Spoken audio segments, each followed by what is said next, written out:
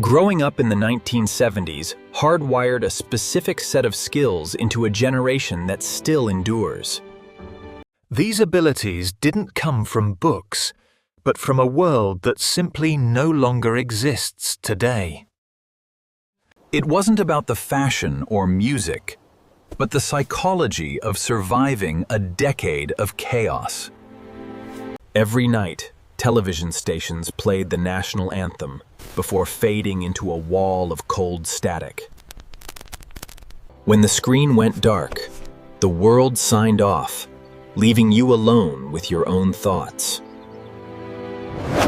There was no infinite scroll or 24-hour news cycle to keep your mind constantly plugged in.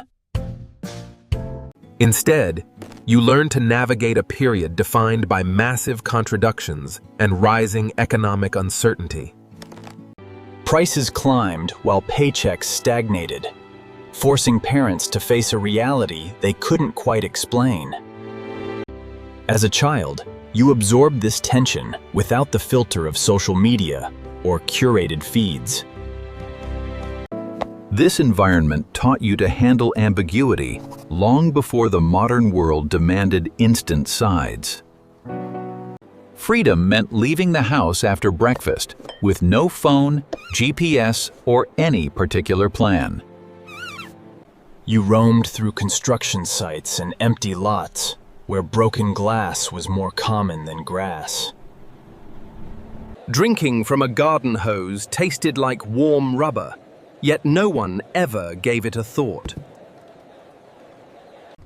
Without adult moderators, you settled disputes and learned to assess physical risks before turning 10. When things broke, you either fixed them yourself or learned to live without them entirely.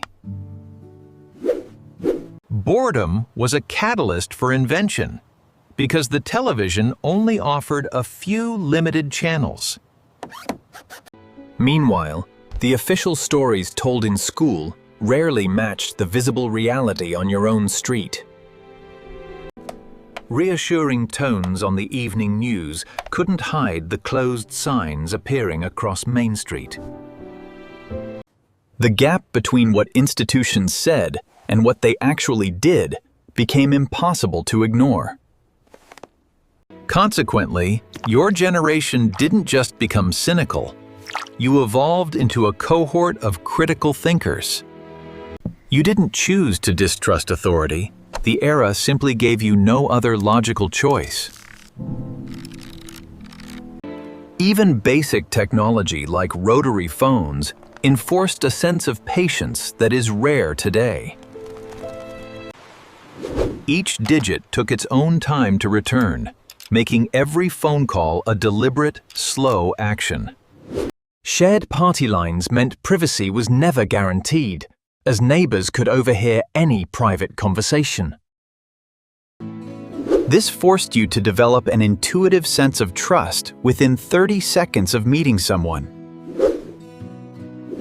Friendships were maintained without digital contact, often picking up right where they left off months later.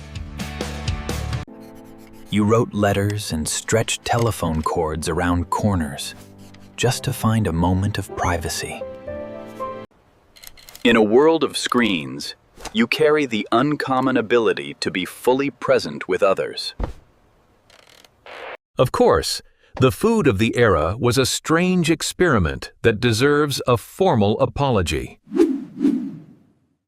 You drank Tang for breakfast, convinced that astronaut juice was somehow a peak form of nutrition. Salisbury steak arrived in foil trays, bubbling from the oven as you watched The 6 Million Man.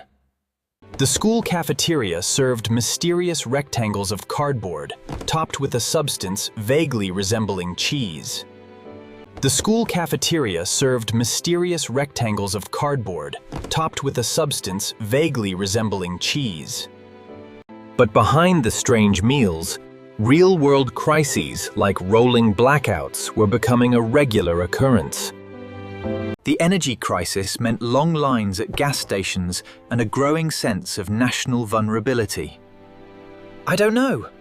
A nuclear scare suddenly made theoretical global threats feel terrifyingly local to every suburban household. In the summer of 1977, an entire city went dark, testing the limits of social order.